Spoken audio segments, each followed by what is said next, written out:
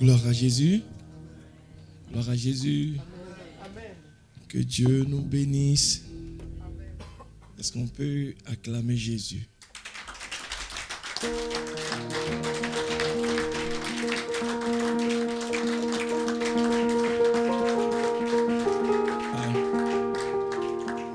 Je crois que depuis que je suis rentré ici, je t'ai déjà vu faire cela. Est-ce que tu peux faire de façon exceptionnelle? Acclamer Jésus, le fait bien et bien et bien.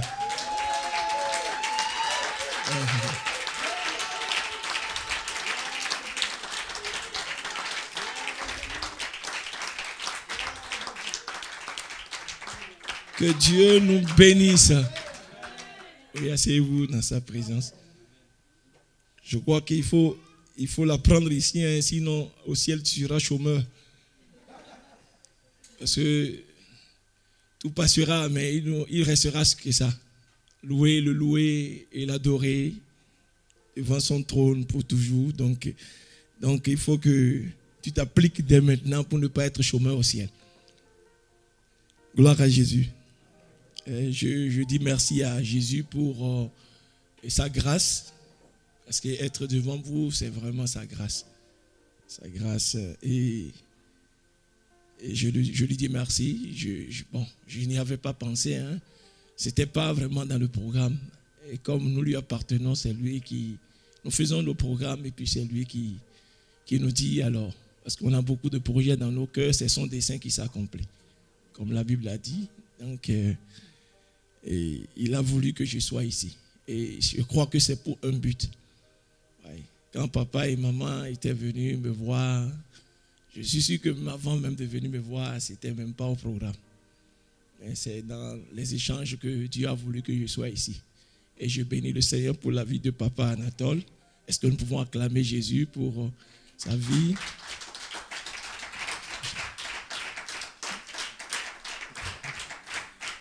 Je bénis le Seigneur pour la vie de maman Nicole aussi.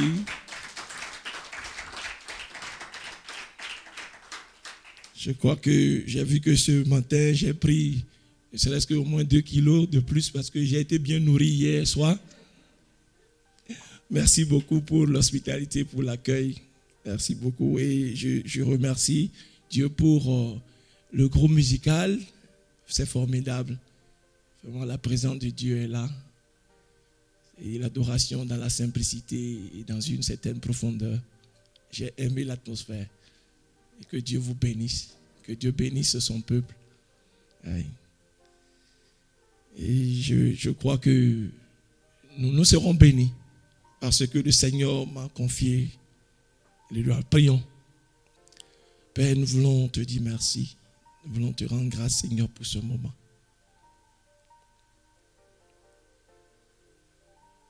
Nous prions que toi, ton but soit atteint.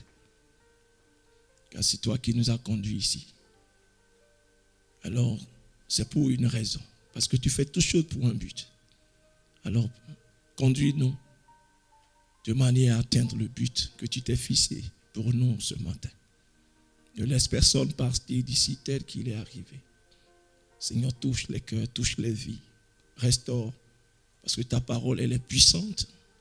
Permets qu'elle nous rende ministère. Elle guérit. Elle fortifie, elle oriente, elle corrige, elle réprimande. Seigneur, nous sommes tout à fait soumis à toi. Que ta parole fasse son œuvre dans nos vies. Merci, Père. Et ne laisse aucun avantage à l'ennemi. Que toutes ces œuvres ce matin soient vouées à l'échec. Oui, Seigneur, cette atmosphère est saturée de ta présence. Que toutes choses te soient soumises au nom puissant de Jésus-Christ. Seigneur, permets qu'à la fin, que le faible puisse dire, je suis fort. Que le malade puisse dire, je suis guéri. Oui, Seigneur, permets que toutes choses changent afin que des louanges s'élèvent davantage vers toi. Car toi seul mérites la louange. Merci, je me confie à toi. Utilise-moi comme tu veux. Béni sois-tu au nom de Jésus. Amen. Que Dieu nous bénisse. Et ce que le Seigneur m'a mis à cœur de partager avec vous s'intitule « Qu'avez-vous ou bien il faut bien personnaliser. Qu'as-tu en vue? Qu'as-tu en vue? Ça dit que vois-tu? Qu'est-ce que tu vois? Qu'est-ce que tu vois dans l'avenir? Qu'est-ce que tu vois de loin? Parce que ce que tu vois dans le futur, c'est ça qui va déterminer ton attitude dans le présent. Ouais. Qu'est-ce que tu vois? Qu'est-ce qu'as-tu en vue? Vous savez, nous vivons dans les temps. J'apprécie beaucoup le message de Papa Anatole, enfin l'école avant le culte là, c'est formidable. Parce qu'il faut vraiment rentrer dans la parole, il faut faire une lecture de ce qui se passe aujourd'hui. Parce que les chrétiens sont beaucoup ignorants. Ils ne font pas une bonne lecture de ce qui se passe aujourd'hui dans le monde. C'est vrai qu'Israël est l'horloge aujourd'hui parce que pour savoir où est-ce que nous en sommes, dans ce monde, il faut avoir un regard sur Israël pour voir ce qui se passe. Mais les chrétiens sont beaucoup distraits, beaucoup distraits. Et ils ne savent pas quel temps nous sommes en train de traverser. Mais je vous en prie, je nous en prie, il faut que nous ouvrions vraiment les yeux et que nous voyions vraiment l'urgence. L'urgence. Souvenez-vous que Jésus avait faim et puis ses disciples étaient partis lui chercher à manger. Ils sont revenus et ils le pressaient pour manger. Et Jésus leur dit, non, j'ai quelque chose plus urgent. Tu vois? Et il regarde et il dit, mais vous avez dit que le champ, que la moisson est dans 4 mois, mais je vous dis que la moisson est déjà prête. Ouais. Donc que le Seigneur vraiment mette cette urgence dans nos cœurs, afin que nous puissions nous lever, parce que les temps sont courts. Jésus revient effectivement bientôt. Alléluia. Donc nous vivons dans un monde difficile et de défis, et qui n'est pas une même personne. Ça n'est pas une personne riche ou pauvre. Même vous voyez les riches, vous croyez qu'ils n'ont pas de problème. Ils en ont même plus que même les gens modestes. Blancs ou noirs, tout le monde est face à ce défi. Tu vois, non? Et si vous ne faites pas attention, ces difficultés ont tendance à vous éloigner du but suprême. À vous éloigner du but suprême. C'est-à-dire le but suprême, je parle du salut. L'appel au salut. Et je vous assure que beaucoup de gens, beaucoup de chrétiens ont déjà jeté l'éponge. Beaucoup ont déjà abandonné. Même il y en a qui viennent à l'église, mais ils sont à l'église, mais ils n'ont plus le cœur tout à fait pour Jésus, le chef de l'église. Beaucoup ont déjà jeté l'éponge. Beaucoup étaient sérieux les premières années de leur marche, mais ils ne le sont plus. Beaucoup sont déjà retournés vers ce qu'ils avaient vomi. Ils vivent dans une vie chrétienne hypocrite. Personne ne le sait. Mais eux-mêmes, ils n'ont plus réellement cette conscience. Ils savent vraiment en eux-mêmes qu'ils ne sont pas dans le droit.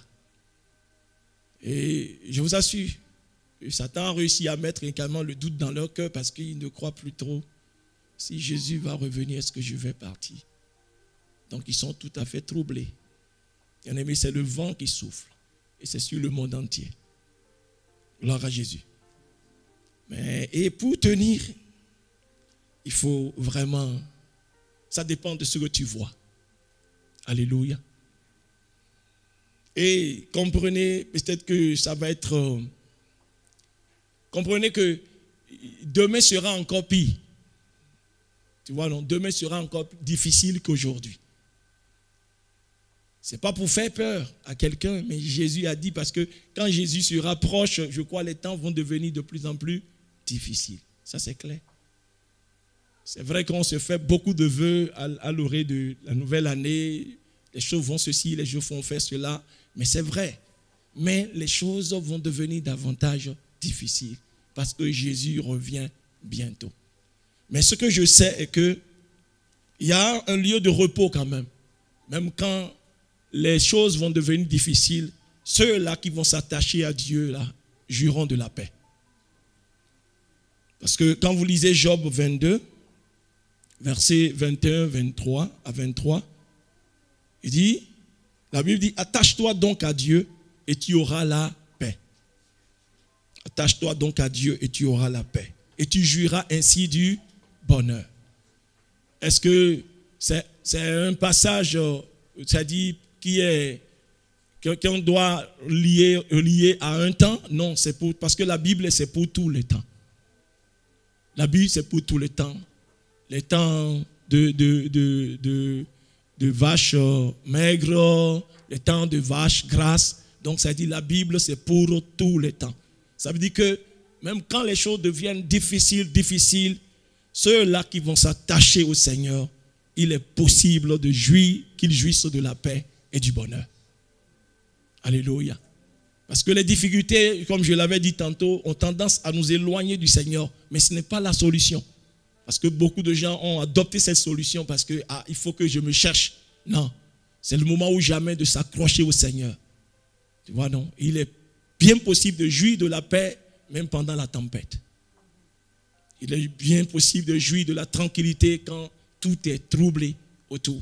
Parce que tu t'attaches à Jésus. Gloire à Jésus. Parce que la Bible est vraie. Tu sais, Dieu, il met même sa parole au-dessus de lui-même. Donc, il ne viole pas sa parole. Gloire à Jésus. Et comprenez, même Dieu ne veille même pas sur nos prières, il veille sur sa parole pour l'exécuter, comme il a dit dans Jérémie 1, verset 12. Je veille sur ma parole pour les exécuter. Gloire à Jésus. Donc, au verset 22 de ce passage, il dit, reçois de sa bouche l'instruction et mets dans ton cœur ses paroles.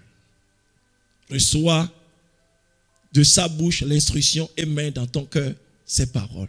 Parce que dans les moments difficiles, tu t'attaches à Dieu. Et il promet que lorsque tu vas t'attacher à moi, tu vas jouir de la paix, tu auras la paix, tu vas jouir du bonheur. Mais cela ne se fait pas comme cela. C'est-à-dire quand tu t'attaches à Dieu, c'est que tu dois écouter ce qu'il va te dire. Ok? Ça veut dire quoi? Lorsque tu te trouves dans le désert, et le désert c'est la sécheresse, tu te dis, lui connaît là où se trouvent les oasis. Tu vois? Il ne suffit pas de dire, je m'attache à Dieu, non. Mais il faut être à son écoute. Et tu as besoin de la parole de Dieu. Parce que c'est lui Dieu, à travers sa parole, qui t'indique la voie que tu dois suivre, le chemin que tu dois emprunter. Ok? Donc c'est ça. Parce que quand les fondements seront renversés, comme David l'a dit dans Psaume 11, qu'est-ce que le juste va faire? Le juste vivra par sa foi. Et la foi vient de la parole. Donc, c'est un moment où les chrétiens seront beaucoup éloignés de la parole. Ils vont chercher d'autres substituts à la parole, mais ce n'est pas la solution. Mais c'est à travers la parole que Dieu va te donner des instructions. Et que pendant que des gens s'agitent parce que les choses sont difficiles, mais toi tu vas jouir de la paix parce que tu reçois l'instruction de Dieu et tu sais ce qu'il faut faire. Tu sais là où il faut aller. Parce qu'il a dit dans Psaume 32, verset 8, c'est ça, hein, il a dit, je vais t'instruire, je vais t'enseigner la voie que tu dois suivre. J'aurai le regard sur toi. Tu vois? Donc, si tu n'es pas attentif au Seigneur, à sa parole, comment recevras-tu l'instruction? Il faut que tu sois attentif pour recevoir l'instruction. Donc, bien-aimé, c'est le moment où jamais vraiment d'être attentif au Seigneur. Le temps que nous sommes en train de vivre, il faut être attentif. Le Seigneur va te dire, c'est ça. Je me souviens, dans Genèse, quand il y avait famine, et que pas dans le pays des Philistins, et que les gens couraient pour aller où? En chose là. Ils couraient pour aller en Égypte, pour chercher de la nourriture. Isaac également voulait partir. Ou bien, il voulait partir. Parce que la terre était sèche, ça ne produisait pas. Ça ne produisait pas. Et c'est normal que les gens fuient. Donc lui aussi voulait partir, mais il a reçu une instruction. Il a écouté de Dieu. Non, Isaac, ne part pas, reste là. Ne regarde pas la terre qui sèche, ne regarde pas ça. Il dit, non, ne regarde pas. Toi, reste là. Et il a écouté, il est resté. Et il est resté. Les gens peuvent le traiter de fou, mais les gens courent pour aller chercher des vivres, mais toi, tu restes. Il dit, non, c'est parce que j'ai écouté de Dieu. Et puisqu'il a écouté de Dieu, la Bible dit que cette terre sur laquelle Même les autochtones, ils ont semé, ils n'ont pas récolté. Lui, parce qu'il a écouté de Dieu, il a semé, il a récolté au centuple. Donc, c'est pour dire que nous avons besoin des instructions du Seigneur. Nous avons besoin de nous attacher à la parole. Tout à l'heure, papa disait que lors de l'enseignement sur la ligne, il n'y a que 2 personnes. Parce qu'aujourd'hui, les gens sont trop occupés pour écouter la parole de Dieu. Et c'est grave. C'est très grave. Que le Seigneur nous vienne en aide. Donc, bien aimés, les temps sont difficiles. Et Jésus a annoncé, même en tant que chrétien, tu vas vivre les temps difficiles. C'est dit, c'est inévitable. Vous savez pourquoi? C'est la souffrance du juste, du chrétien, c'est que nous habitons dans un royaume qui ne nous appartient pas. Nous sommes d'un autre royaume. C'est ça. Les souffrances sont dues au fait que nous appartenons à un autre royaume. Le royaume de Dieu. Et puis, nous sommes dans ce royaume. Il y a 2 royaumes qui s'affrontent. C'est ça la raison de notre souffrance. Gloire à Jésus. Donc, il dit, mais vous aurez des tribulations dans le monde. Dans Jean 16, verset 33. Mais prenez courage, car j'ai vaincu le monde. Prenez courage. Je ne sais pas ce que tu traverses en ce moment, mais tu dois prendre courage. Tu dois prendre courage. Peut-être que tu as pris des décisions, des engagements pour le Seigneur, et tu es persécuté pour cela. Mais prends courage. Le Seigneur n'abandonne pas ceux qui se confient en lui. Alléluia. Il a dit, dans Psaume 34, il dit, les lionceaux vont éprouver la disette, mais ceux qui cherchent l'Éternel ne seront privés d'aucun bien. Ceux qui cherchent l'Éternel. Donc, quand tu cherches Dieu, dans ces temps difficiles, bien-aimé, tu ne seras privé. Tu ne seras pas dans la privation. Dieu est dans sa parole, il veille sur elle pour l'exécuter. Ça, c'est clair. Gloire à Jésus. Donc, il y aura beaucoup de tentations à cause des temps qui sont difficiles. Et je vous l'avais dit, c'est-à-dire beaucoup d'enfants de Dieu ont déjà succombé à la tentation. Ils sont retournés carrément vers ce qu'ils avaient vomi. Mais comprenez que c'est Satan qui tente. Il vous tente et son objectif c'est quoi? C'est de vous détruire. Parce que sa mission est claire. Dans Jean 10, il vole, il égorge et il détruit. Au départ, la tentation, quand vous succombez à ça, elle est douce. Le péché est doux, comme quelqu'un dit. Doux, mais c'est comme de la nivaquine enrobée de chocolat. Vous avez bien sucé le chocolat, vous allez finalement tomber sur la nivaquine. Donc la tentation, c'est pour détruire. Et cette difficulté également, nous recevons. Dieu nous éprouve. Oui, Dieu nous éprouve pas pour nous détruire. Non, nous sommes éprouvés en tant qu'enfants de Dieu. Nous sommes éprouvés, nous jouissons, c'est-à-dire nous souffrons. Oui, nous subissons des secousses et Dieu le permet pour nous éprouver. Et l'épreuve, ce n'est pas pour nous détruire, mais c'est pour révéler notre valeur. C'est pour révéler la qualité de notre foi. Vous voyez, non? Parce que nous prions souvent en disant, non, Seigneur, augmente ma foi, soutiens ma foi, soutiens ma foi. Mais laissez-moi dire, la foi ne peut jamais grandir sans les épreuves.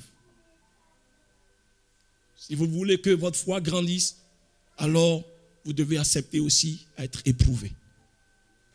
Oui, vous devez être éprouvé si vous voulez que votre foi. Mais si vous ne voulez pas vraiment être éprouvé, alors n'attendez pas à ce que votre foi grandisse. Gloire à Jésus. Lisons 1 Pierre 1, 6, 7. 1 Pierre 1, 6, 7. Je l'ai dans la parole de vie. 1 Pierre 6, 7. 1 Pierre. C'est là ce qui fait votre joie. 1 Pierre 1, 6. C'est ça? C'est là ce qui fait votre joie. Quoique maintenant, puisqu'il le faut, vous soyez attristés pour un peu de temps par diverses épreuves. Oui, les épreuves nous attendent.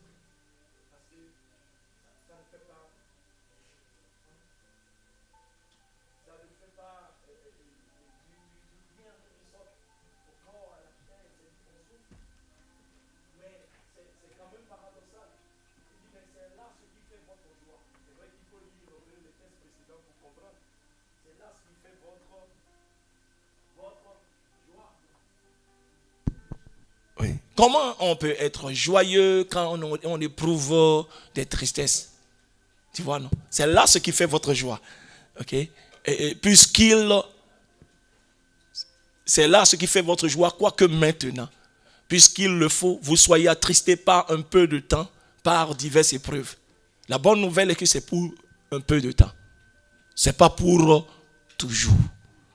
Afin que l'épreuve de votre foi, plus précieuse que l'or périssable, qui cependant est éprouvée par le feu, ait pour résultat la louange, la gloire et l'honneur lorsque Jésus-Christ apparaîtra.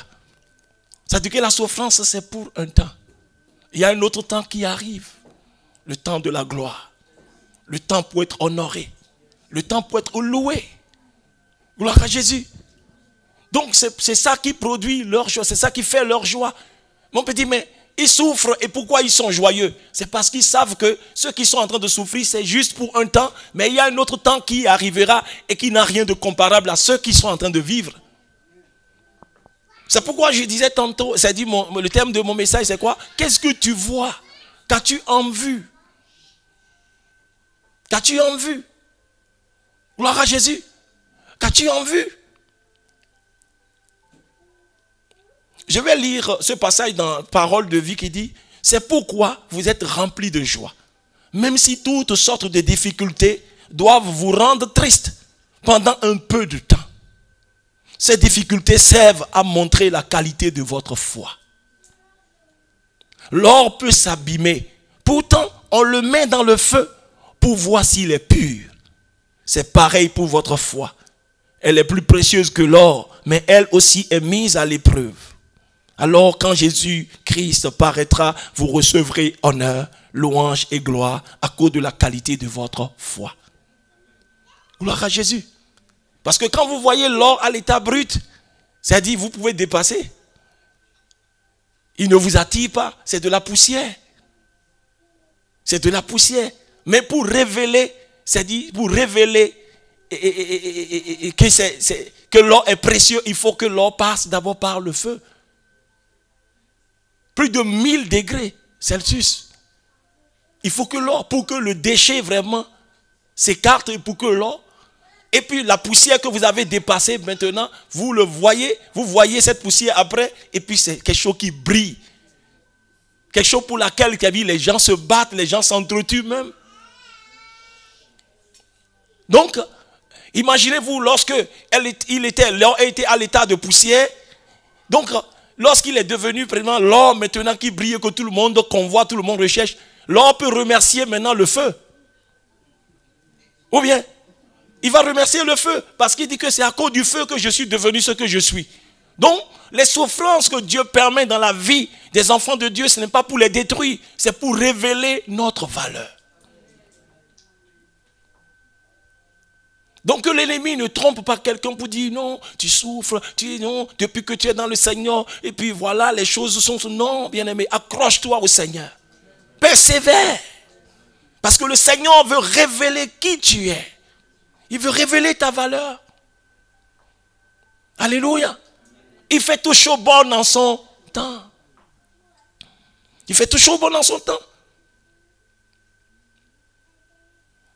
C'est pourquoi je me vais poser la question. Parce que j'ai dit, mais qu'est-ce que tu as en vue?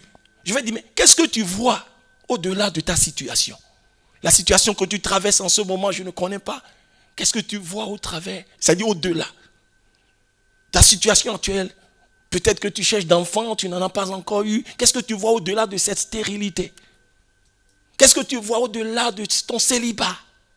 Parce que c'est devenu peut-être un problème, c'est quelque chose qui te ronge. Qu'est-ce que tu vois au-delà? La maladie peut-être dont tu souffres maintenant, je ne sais pas. Mais qu'est-ce que tu vois au-delà de cette maladie? Les persécutions à ne pas en finir, qu'est-ce que nous voyons au-delà de ces persécutions? La déception, la perte de quelque chose de très précieux, de très cher. Qu'est-ce que tu vois au-delà? Parce que si tu ne portes pas ton regard au-delà de ça, bien aimé, ces situations risquent de te faire rater le but suprême. Gloire à Jésus. Je me souviens l'histoire, le témoignage d'un missionnaire américain qui a fait, je crois qu'il a été envoyé en Afrique du Sud. Et là-bas, il a vraiment prêché l'évangile, Il a travaillé, il a gagné. Mais vous savez, à l'époque où il y avait vraiment, l'apartheid battait son plein, donc ça là. Mais il a perdu il a perdu sa femme là-bas. Et même ses enfants. Mais il a fait un travail. Et je crois qu'il est arrivé le moment où le Seigneur lui a dit, maintenant tu vas rentrer chez toi. Et le jour où il était rentré, il était à l'aéroport. Et ce jour-là, il y avait une autorité, un ministre qui est venu. Et puis les gens sont venus vraiment l'accueillir, vraiment en pompe, quoi. Ils sont venus l'accueillir avec tous les honneurs qui accompagnent.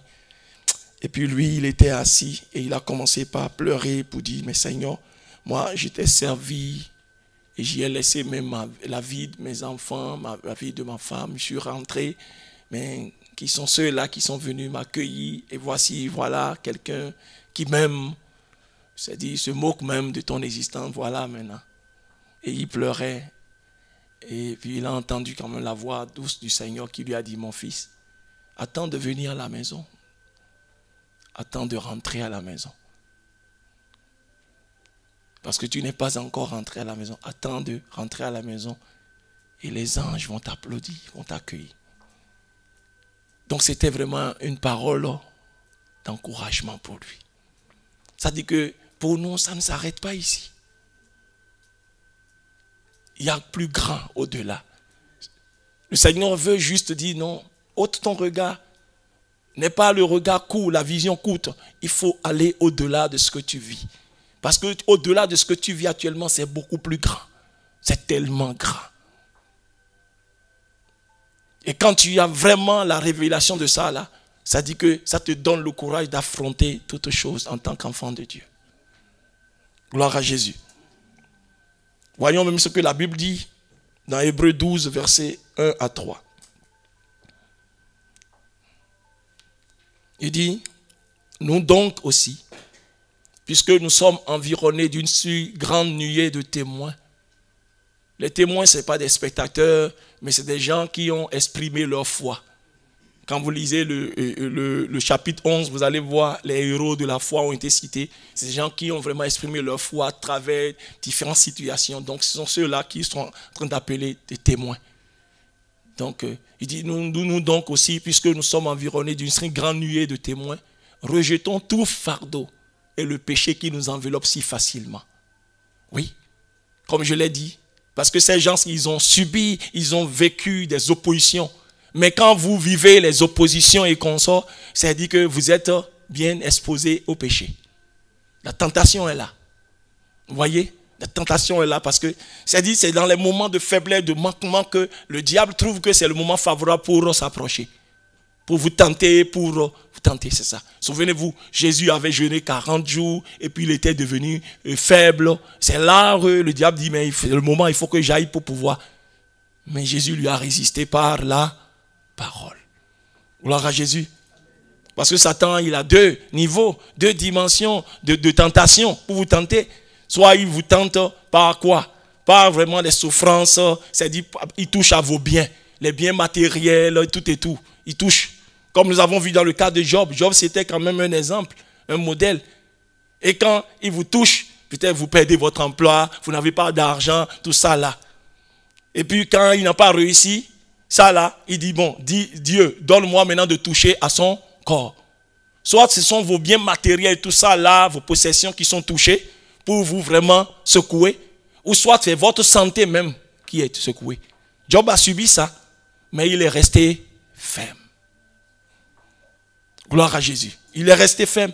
Et quand réellement un enfant de Dieu est en train de traverser des difficultés, comprenez qu'il y a un challenge. Il y a un challenge dans le monde spirituel entre Dieu et qui? Et Satan. À votre sujet. Tu dis que tu l'aimes. Ah Seigneur, tu as vu, non? Il dit qu'il t'aime, qu'il t'aime, qu'il t'aime. Laisse-moi faire venir des grands vents et tu vas voir s'il t'aime ou pas. Job était ignorant de cette conversation entre Dieu et Satan. Et c'est comme ça, quelquefois, nous sommes ignorants. Mais nous vivons. Sachez que, oui, il y a deux camps. Les anges nous observent. Le ciel nous regarde. Et de l'autre côté, il y a Satan et ses démons qui nous regardent également. Ainsi, de quel côté tu vas pencher? Mais ils s'attendent quand même pour t'applaudir. Les uns veulent t'applaudir lorsque tu vas supporter, tu vas passer et tu iras jusqu'au bout. Et le Seigneur ne t'abandonne pas. Il dit, je ne veux pas t'abandonner, je ne veux pas te délaisser. Je serai avec toi jusqu'à la fin. Et le Seigneur ne t'abandonnera pas. Il ne t'abandonnera pas. Il dit, nous donc, aussi, nous sommes environnés d'une si grande nuée. Rejetons tout fardeau et le péché qui nous enveloppe si facilement et courons avec persévérance dans la carrière qui nous est ouverte. Alléluia. Au verset 2, ça c'est ça le verset. Il faut vraiment, il dit, ayant les regards sur Jésus, le chef et le consommateur de la foi, qui, en vue de la joie qui lui était réservée.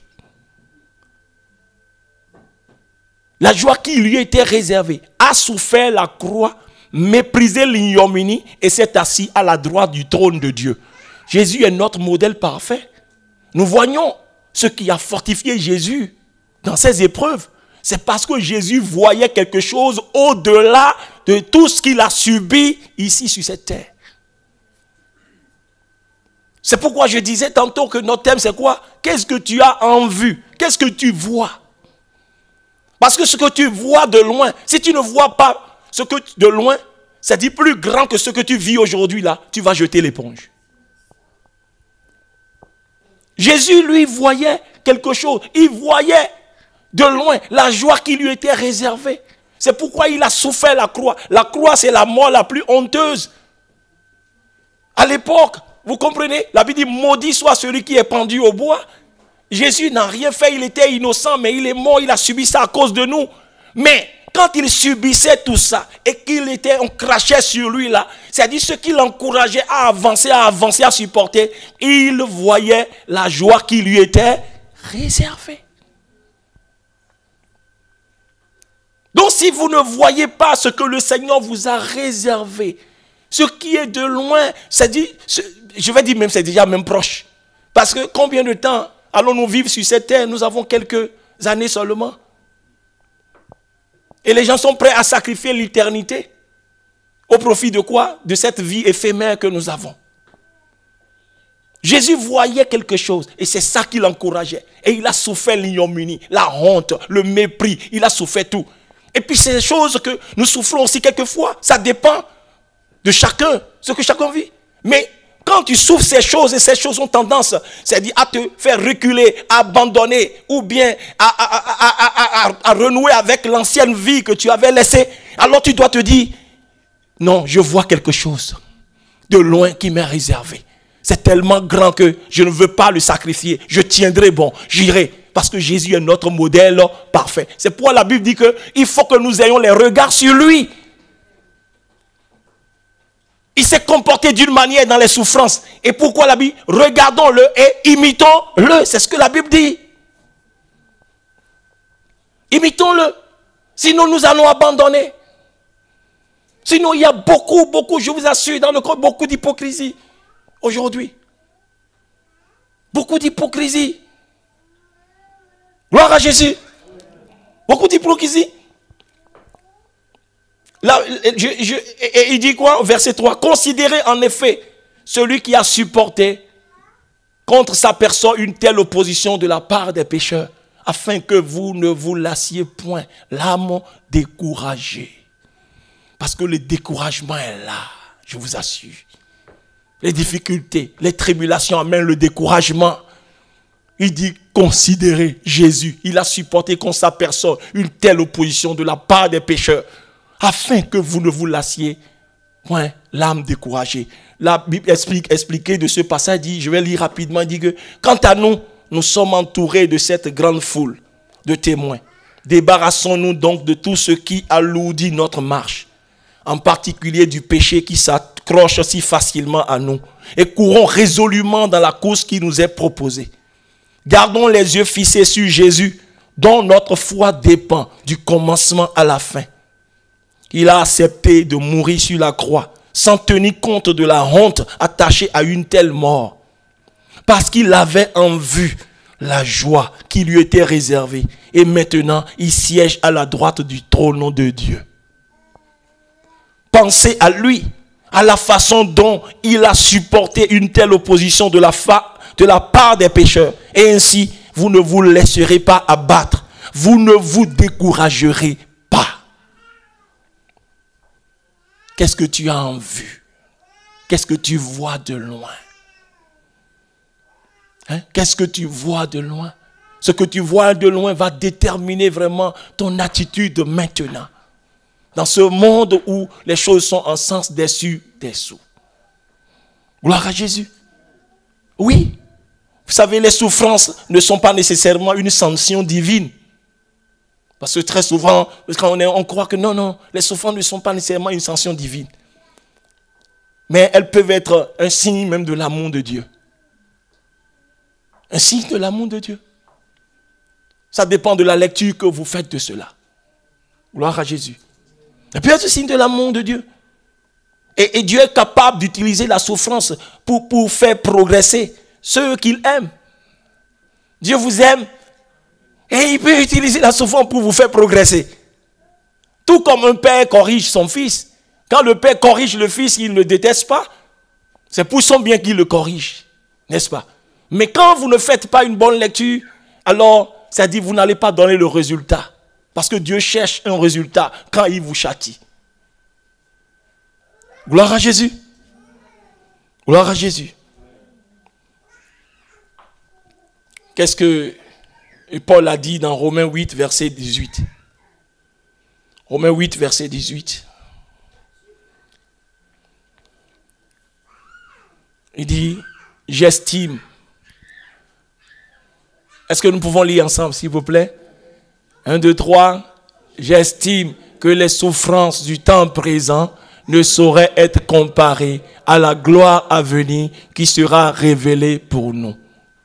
Est-ce qu'on peut lire encore? J'estime que les souffrances du temps présent ne sauraient être comparées à la gloire à venir qui sera révélée pour nous. Une troisième fois, s'il vous plaît. J'estime que les souffrances du temps présent ne sauraient être comparées à la gloire à venir qui sera révélée pour nous. C'est quelqu'un qui voit au-delà des tribulations qui parle comme ça. C'est quelqu'un qui a connaissance, qui a la révélation de ce que Dieu réserve pour ses enfants, qui parle comme cela. Parce qu'on peut dire, mais est-ce que peut-être que lui n'a pas souffert, il ne connaît pas ce que je vis actuellement, c'est pourquoi il peut parler comme ça. Mais bien aimé, Paul, c'est quelqu'un qui a bu la souffrance. Il a bu, il a souffert. D'abord, c'est dans la Bible. Quand vous allez, voici un extrait de son témoignage, dans 2 Corinthiens 11, 23 à 27. Lisons rapidement, s'il vous plaît. Il dit, 2 Corinthiens 11, 23, il dit, sont-ils ministres de Christ? Je parle en homme qui extravague. Je le suis plus encore. Par les travaux. Il est en train de citer ce qu'il a vécu. Le grand apôtre du Seigneur. Par les travaux. Bien plus, par les coups. Il a été battu. Fort bien. Bien plus par les emprisonnements. À cause de sa foi, il a été emprisonné. Il a fait 1 an, 2 ans en prison. Il y a des livres qu'il a écrits en prison. Par exemple, bien plus, souvent en danger de mort. 5 fois, j'ai reçu des Juifs 40 coups moins 1. Pas parce qu'il a fait quelque chose de mal, à cause de sa foi. 3 fois, j'ai été battu de verge. 1 fois, j'ai été lapidé. La lapidation, c'est qu'on vous jette des pierres jusqu'à vous tuer. Il a subi ça. 3 fois, j'ai fait naufrage en pleine mer. Il pouvait finir sa vie par terre. J'ai passé 1 jour et 1 nuit dans l'abîme. Fréquemment en voyage, j'ai été en péril sur les fleuves. En péril de la part des brigands. En péril de la part de ceux de ma nation. En péril de la part des païens. En péril dans les villes. En péril dans les déserts. En péril sur la mer. En péril parmi les faux frères. 27. Verset 27. J'ai été dans le travail et dans la peine, exposé à de nombreuses veilles. J'ai été dans le travail et dans la peine, exposé à de nombreuses veilles, à la faim et à la soif. Il a vécu ça. Il n'a pas vécu pas parce qu'il a péché. Il a vécu à cause de sa foi. La faim, la soif, à des jeûnes multipliés, au froid et à la nudité. Tout ça, il a souffert. Parce qu'aujourd'hui, on présente aussi le christianisme comme, c'est dit que, comme, comment? C'est dit, c'est reluisant. C'est dit, tout roule comme ça, que tout va bien comme sur des roulettes. Non, bien aimé. Jésus a dit, il a dit clairement, vous aurez des tribulations. C'est ça. Paul a souffert tout ça.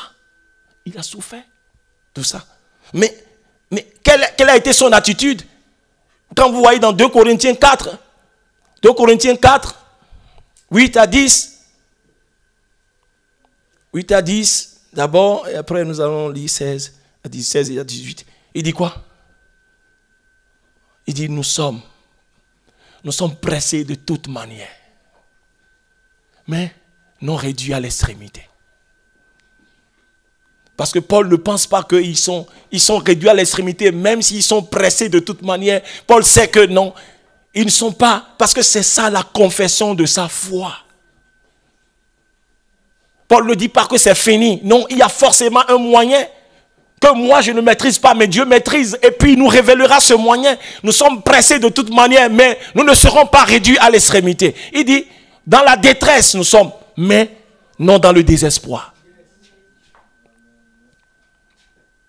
Nous sommes persécutés. Oui, mais cela ne veut pas dire que Dieu nous a abandonnés. Dieu ne nous a pas abandonnés. La persécution ne veut pas dire que Dieu t'a abandonné. Bien-aimé, Dieu ne t'a pas abandonné. Non, il ne t'a pas abandonné. Il a promis, il dit, je serai avec toi. Je ne t'abandonnerai pas, je ne te délaisserai pas. Je serai avec toi jusqu'à la fin du monde. Il a promis. Il dit, même dans la vallée de l'ombre de la mort, je serai avec toi. Quand le Seigneur a permis que je puisse voir, c'est-à-dire cette scène dans la vallée de l'ombre de la mort, j'ai compris quelque chose. Parce que dans la vallée de l'ombre de la mort, c'est une vallée. Vous voyez, non? Quand tu vas passer par là. Il n'a pas dit que tu ne passeras pas. Il peut t'empêcher de rentrer, mais tu peux passer par là. Seulement, tu ne vas pas y rester. Gloire à Jésus. Donc, quand il était dans la vallée, c'est David, dans Psaume 23, David est dans la vallée. Et dans cette vallée, il y a 2 autres personnages. Dans cette vallée, il y a la mort qui est là. Et il y a Dieu qui est là. Il a dit, même dans la vallée de l'ombre de la mort, tu seras avec moi, c'est ça, non? Oui. Donc il y a lui, il y a la mort et il y a Dieu qui est là. Mais maintenant, ça dépend sur qui tu portes les regards dans la vallée. Ou bien? Oui. Parce que si tu te focalises sur la mort, tu seras terrifié et tu vas y rester. Mais si tu ignores la mort et que tu portes ton regard sur Dieu qui est également dans la vallée, tu vas la traverser. Et c'est exactement ce qui s'est passé sur la mer quand Jésus-Christ a dit à Pierre de venir à lui. Ou bien, et puis Pierre est sorti de la barque et a commencé par marcher vers Jésus. Ou bien, et il marchait. Et pendant qu'il avait les yeux sur Jésus comme ça, là, il marchait, n'est-ce pas? Mais lorsqu'il a ôté les regards dessus Jésus, il a commencé par considérer maintenant les vagues et comme ça là. Maintenant, il a commencé par s'enfoncer. Mais lorsqu'il s'enfonçait là, est-ce que Jésus avait déjà disparu dessus la mer? Jésus était toujours là. Mais c'était lui qui a ôté les regards dessus Jésus et qui les a portés sur les vagues. Et c'est ce qui nous arrive. Le Seigneur a promis d'être avec nous. C'est parce que quand les secousses arrivent là, nous ôtons les regards sur le Seigneur. Et nous les portons sur les circonstances, les problèmes. Et c'est comme ça que nous commençons par couler. Et il nous semble que le Seigneur nous a abandonnés. Non, il ne nous a pas abandonnés, il est là. Paul dit, nous sommes dans la détresse, mais nous ne sommes pas abandonnés. Nous sommes persécutés, nous ne sommes pas abandonnés. Gloire à Jésus.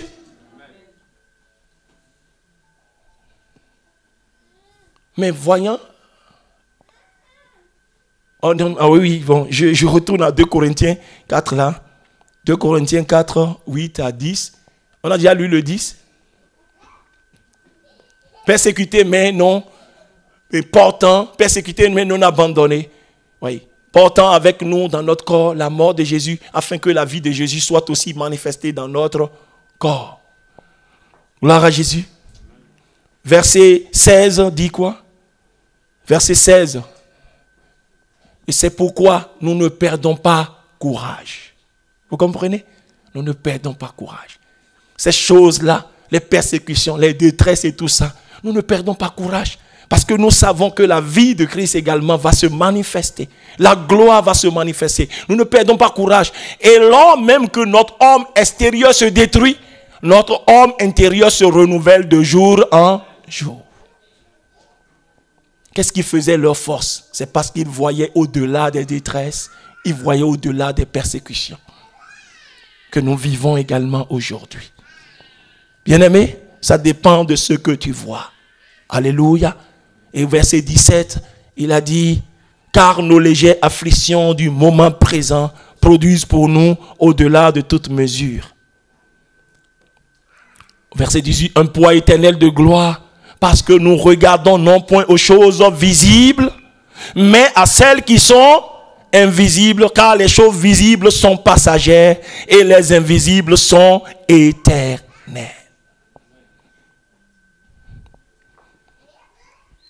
Et comment vous pouvez connaître ces choses-là qui vont vous maintenir, qui vont vous soutenir dans les temps difficiles, dans les moments difficiles? Ce n'est pas en étant distrait. Non, ce n'est pas en étant distrait. Non, non, non, non, non. Vous voyez aujourd'hui, quand il y a des activités récréatives, j'ai constaté, les activités récréatives aujourd'hui là sont bondées de monde. Bondées de monde que ce qu'il y a un rendez-vous d'études bibliques. Quand il y a un rendez-vous biblique là, non, les gens n'ont pas le temps. Les gens n'ont pas le temps. Alors que, bien aimé, la clé du succès, c'est la révélation. Et Dieu ne peut pas se révéler à celui qui n'a pas son temps. Dieu ne peut pas se révéler. Il y a tellement de choses que Dieu veut révéler à ses enfants. Mais ils n'ont pas le temps. Ils n'ont pas le temps pour la parole de Dieu. Comprenez qu'on peut rester devant un match de football pendant 4 heures, 5 heures sans être fatigué. Mais quand il s'agit de la parole de Dieu, non, mais c'est trop, c'est trop, c'est trop. C'est ça. Des fois même on quitte l'église, oui. Et puis maintenant on s'assoit au salon après avoir mangé, on jette maintenant les pieds sur le guéridon, on est en train de regarder les feuilletons. On va de chaîne en chaîne, on fait de chaîne. Là, mais il n'y a pas de problème. Mais quand il s'agit d'études bibliques, non les gens. Parce que nous sommes dans les derniers temps également. Parce que la Bible dit que dans les derniers temps, l'amour du plus grand nombre va refroidir aussi. Le Seigneur nous a avertis. Et chacun quand même doit se jauger pour dire, mais est-ce que vraiment mon amour est au bon fils? Est-ce que nous pouvons prier comme David en disant, David dit, Seigneur, je te demande, Psaume 27, je demande une seule chose, je désire une seule chose. Il n'a pas dit 2, il n'a pas dit 3. C'est-à-dire, rester dans ta présence, contempler la magnificence de ça. Mais est-ce que combien de chrétiens prient cette prière aujourd'hui?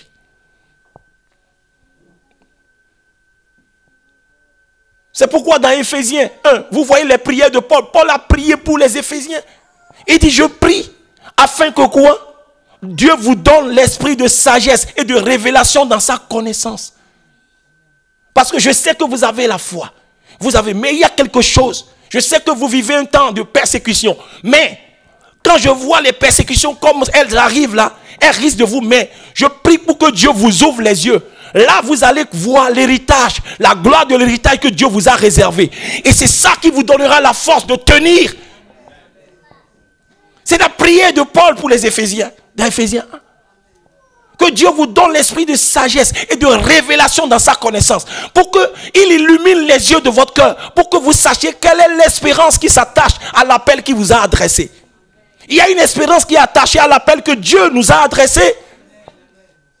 Si tu n'as pas d'espérance, tu vas vivre ta vie comme cela se doit. Je donne toujours une illustration. Je sais que le lundi matin, je vais aller composer au baccalauréat. Et puis je marchais pour aller à mon lieu de choses là. Et il s'est fait qu'il a plu peut-être dans la nuit, il y a la flaque. Et un véhicule est passé et m'a éclaboussé. Est-ce que je vais m'arrêter pour faire palabre? Alors qu'à 8 heures, si sonne 8 heures, une là, tu n'as plus assez. Gloire à Jésus. Si sonne 8 heures, tu n'as plus assez. Est-ce que je vais commencer? Ça veut dire que je ne sais pas où je vais. Je ne connais pas la valeur. Mais si je sais que, je m'en vais composer. Je m'en vais composer pour mon baccalauréat. Et bien, on m'a éclaboussé. C'est vrai, j'ai raison. Mais je ne vais pas perdre mon temps à faire palabre. Je vais courir. Je vais dire ça ne fait rien. Parce que quoi? Parce que j'ai en vue mon baccalauréat. Et c'est pourquoi il dit, je prie pour vous que Dieu vous ouvre les yeux pour que vous voyez la richesse de la gloire, de l'héritage qui vous a réservé. Ça n'a rien à voir avec tout ce que nous voyons. J'ai écouté le témoignage de Papa Talingano qui a dit, mais qui a été ravi aussi, il a vu, il dit Champs-Élysées. Comparé à ce que j'ai vu, c'est de la poubelle. Il dit quoi? Maison Blanche, boulevard devant maison. Comparé à ce que j'ai vu, non, c'est de la poubelle. Il dit, mais qu'est-ce que je fais encore ici? Seigneur, viens me prendre en même temps parce que je veux voir. Bien aimé, ce que le Seigneur nous a réservé, c'est trop grand. Qu'il ne faut pas sacrifier. Qu'il ne faut pas sacrifier.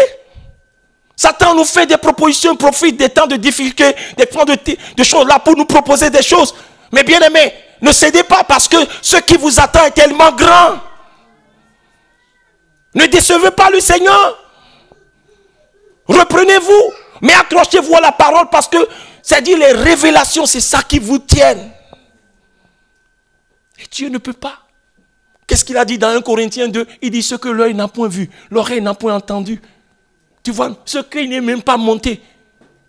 Cette sagesse que Dieu a réservée pour notre gloire là, Dieu révèle à qui? Dieu les révèle à ceux qui l'aiment. À ceux qui l'aiment. Vous ne pouvez pas dire que vous aimez Dieu et que vous n'avez pas le temps pour sa parole. Jamais. Quelqu'un ne peut pas dire j'aime Dieu et tu n'as pas le temps pour sa parole. Non, tu as menti. Lui-même il a dit, ceux qui m'aiment la garderont ma parole. Soyons sincères. Quelle est notre attitude aujourd'hui vis-à-vis de la parole? Nous prenons notre Bible et puis nous dormons. Quelle est la première chose que nous attrapons le matin quand nous nous réveillons? C'est notre portable. Soyons sincères. Faisons un examen de nous-mêmes pour voir si réellement là, c'est-à-dire cet amour-là, est-ce que c'est seulement la bouche ou bien réellement Dieu recherche. La Bible dit que Dieu étend son regard sur toute la terre afin de soutenir qui? Ceux dont le cœur est entièrement à lui.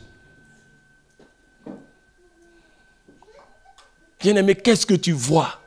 Je vais m'arrêter là en donnant chose là, citer 2 exemples de gens. Vous voyez Moïse, la Bible a parlé de Moïse. Lisons rapidement Moïse. Je passe et reste. Permettez-moi, je donne l'exemple de Moïse. Dans Hébreux 11, 24 à 26. Hébreux 11, 24, il dit, c'est pas la foi que Moïse, devenu grand, refusa d'être appelé fils de la fille de Pharaon. Mais c'est une grande opportunité. Parce que l'Égypte, comment c'est la grande puissance, c'est comme les États-Unis à l'époque. Et puis devenu prince. Prince de l'Égypte, Pharaon. Mais c'est grand. Mais il a refusé. On peut le traiter de fou. On peut le traiter de sot. Mais comment tu peux refuser une telle opportunité? Mais Moïse, non, mais c'est pas possible. Moïse, tu es bête, hein? Non. Mais Moïse voyait quelque chose au-delà du trône de Pharaon. Il voyait quelque chose que les autres ne voient pas. Bien-aimé, dans votre détermination, quelquefois, on va vous traiter de sot. C'est parce que les gens ne voient pas ce que vous voyez. On peut vous inviter à des choses. Vous allez refuser parce que votre foi là, ça dit, ça ne fait pas ces choses-là. Vous savez, c'est-à-dire vous connaissez votre identité. À quoi vous vous définissez? Si vous connaissez votre identité, il y a des choses que le monde va penser que non, c'est une opportunité, mais vous allez refuser. Parce que vous avez la révélation. Vous voyez au-delà de ça. Moïse a renoncé au trône de Pharaon. Il dit, pourquoi? Il dit, aimant mieux être maltraité avec le peuple de Dieu que d'avoir pour un temps seulement la jouissance du péché. Verset suivant. Parce que quoi? La Bible dit, regardant l'opprobre de Christ. Il a vécu dans quoi? Dans l'ancienne année, mais il regardait déjà. C'est une révélation. Il voyait. Il ne s'agit pas de la vue physique, il s'agit de quoi? De la vue spirituelle. Regardant l'opprobre de Christ comme une richesse plus grande que les trésors de l'Égypte. Car il avait les yeux fixés sur la rémunération. Si tu n'as pas la révélation de la rémunération qui t'attend, bien aimé, tu vas jeter l'éponge. Tu vas abandonner la foi. Tu vas abandonner. Tu as cherché du travail longtemps, tu n'en as pas trouvé. Et puis finalement, tu as trouvé ce travail-là. Et puis voilà, tu es tombé sur vraiment un directeur qui est un harceleur. Et qui a commencé, mais tu fais la promotion, tu fais là, donc il faut que vraiment tu ailles au lit. Et tu vois vraiment, oui, tu vois toutes tes charges. Tu ne commences pas à calculer. Oui. Et puis comment je vais faire? Et tu vas céder à cela? Parce que tu dis que si je perds ce boulot-là maintenant, bien aimé, mais si tu as la révélation de la rémunération, peu importe. Même si je dois dormir au bord de la voie, le Seigneur a dit, je ne t'abandonnerai pas. Je ne sais pas ce qui va arriver, mais je sais qu'il va faire quelque chose. Parce qu'il est fidèle. C'est ça. Moïse avait en vue la rémunération. C'est pourquoi il a fait quoi? Il a laissé les trésors de l'Égypte. Il dit que c'est pour la jouissance du péché, c'est éphémère, c'est pour un temps. Mais il voit quelque chose de plus grand. C'est pourquoi, souvenez-vous, j'ai dit, qu'est-ce que tu as en vue? Qu'est-ce que tu as en vue? Je vais terminer. Je vais te raconter une petite histoire. C'est une histoire vraie. La Bible dit que dans un pays du pôle Nord, où il neige beaucoup, il fait beaucoup froid, je crois qu'il est même interdit dans ce pays d'adorer le Seigneur. Tout à l'heure, papa disait ça. Parce que le temps va venir, hein. Le temps va venir où il ne sera pas... Parce qu'ailleurs, sous dossier, vous ne pouvez pas venir vous asseoir comme nous sommes. C'est la grâce. Et il faut profiter pendant qu'il est temps. Et il faut profiter. Ah oui. Il faut vraiment profiter parce qu'il y aura une famine, pas du pain et d'eau, mais une famine de la parole. Si tu avais méprisé cette parole, tu n'avais pas le temps va venir où les gens vont chercher cette parole une autre fois. Mais ceux-là qui avaient emmagasiné, qui avaient vraiment reçu là, sont ceux-là qui tiendront.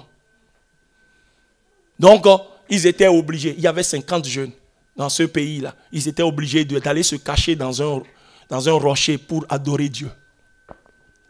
50 jeunes. Pour adorer le Seigneur dans un rocher. Ah. Et qu'est-ce qui s'est passé? Quelqu'un a vendu la mèche. Et en pleine adoration, les soldats sont venus les prendre. Et qu'est-ce qu'on leur a fait? On les a amenés où?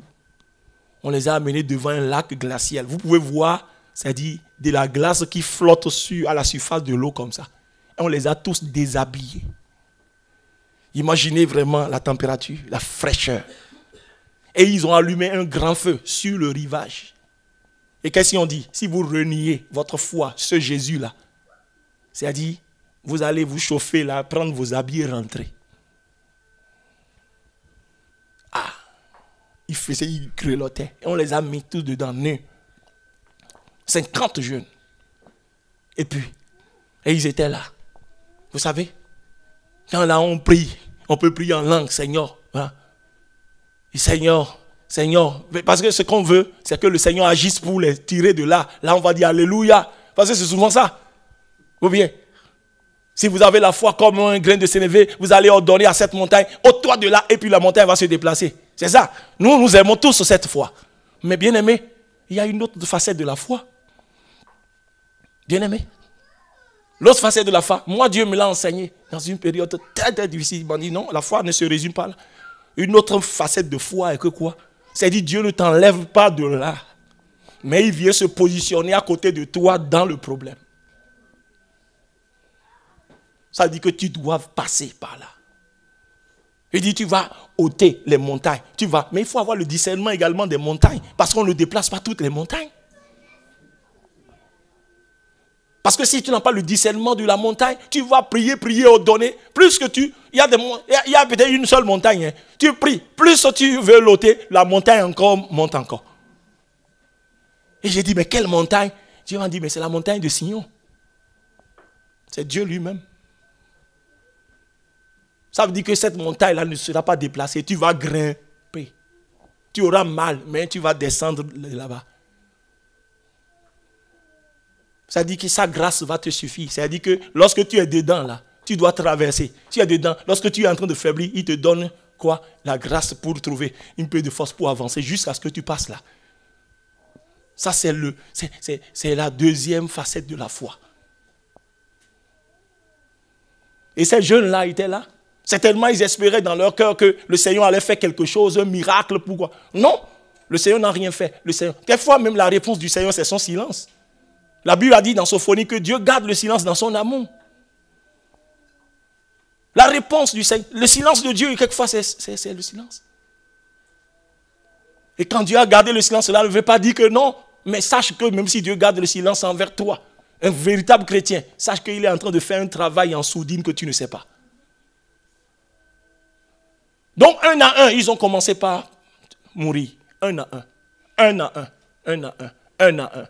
Parce qu'ils avaient le choix entre dire, oui, Jésus là, je renonce. Et puis je vais me chauffer pour rentrer. Parce qu'ils voyaient le feu. C'est tentant. Le feu brûlait là-bas. Et les habits sont là. Mais dit non. Parce qu'ils avaient en vue quelque chose. Donc, 49 étaient morts. Il y avait le seul, le 50e là, qui voyait que non. Et le diable commence pas à parler. Parce que quand vous êtes vraiment au comble même des problèmes, le diable commence pas à parler dans vos cœurs. Est-ce que tu es sûr vraiment de ta foi? La foi que tu prônes là? Non. Est-ce que... Et en même temps, lui, il a pensé dans son cœur, il dit non. C'est Jésus là, non. Et je vois tous les camarades là, et il a levé la main pour sortir, pour renoncer à ça. Et pendant qu'il faisait le chemin vers le rivage, pour aller prendre ses habits, puis s'échauffer là, il y a un soldat, l'un des soldats qui tenait l'âme comme ça là, sur les 50 jours là. Un soldat a jeté son âme. Lui, il a jeté son âme, il a ôté son habit. Dans le froid comme ça. Et il a commencé par crier, moi je veux, moi je veux, moi je veux. Tout le monde était vraiment étonné. Mais qu'est-ce qu'il a vu? Qu'est-ce qu'il veut? Qu'est-ce qu'il voyait? Il voyait 50 anges. Chacun tenait une couronne dans sa main. Et il voltigeait, quoi, au-dessus du lac comme ça. Et chaque fois, c'est dit qu'un jeune perd la vie seulement. Et puis il sort là, l'ange le couronne et puis le prend comme ça pour l'amener. Les 49 ont été couronnés comme ça. Leur corps flottait seulement.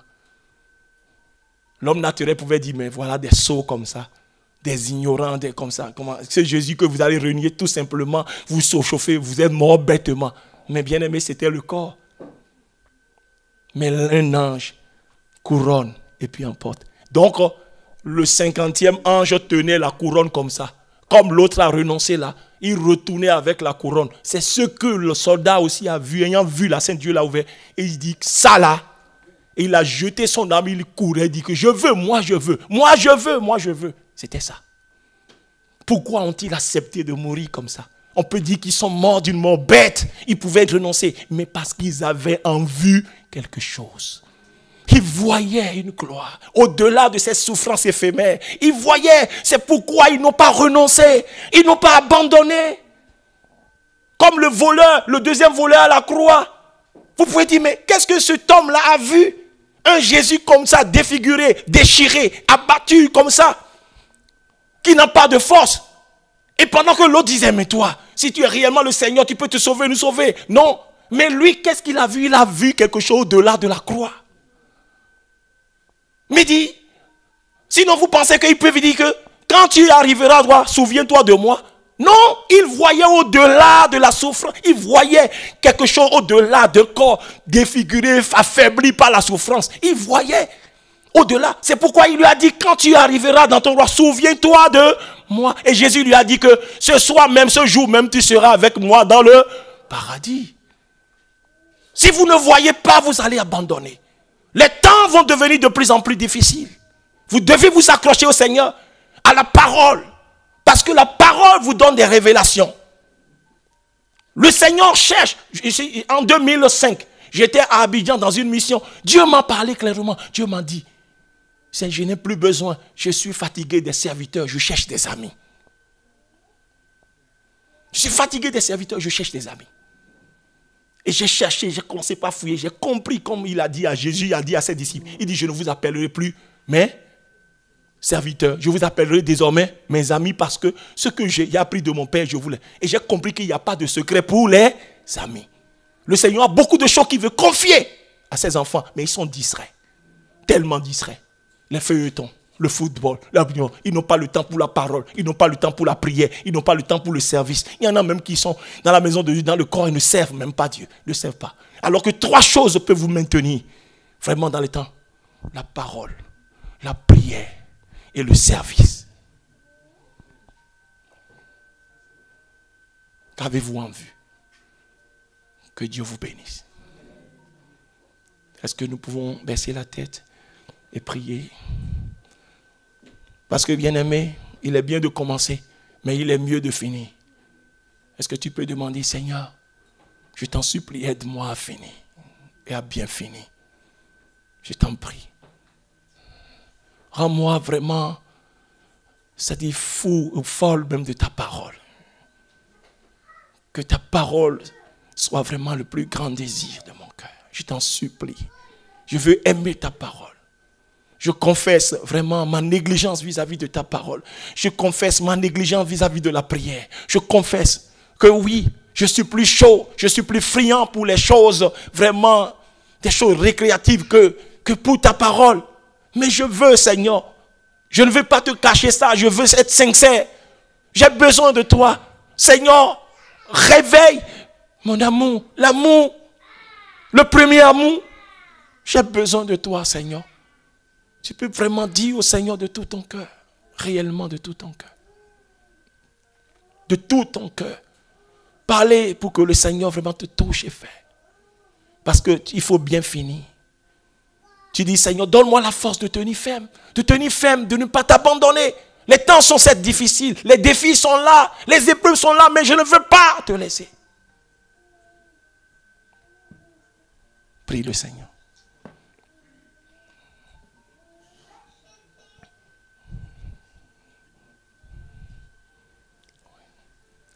J'ai l'assurance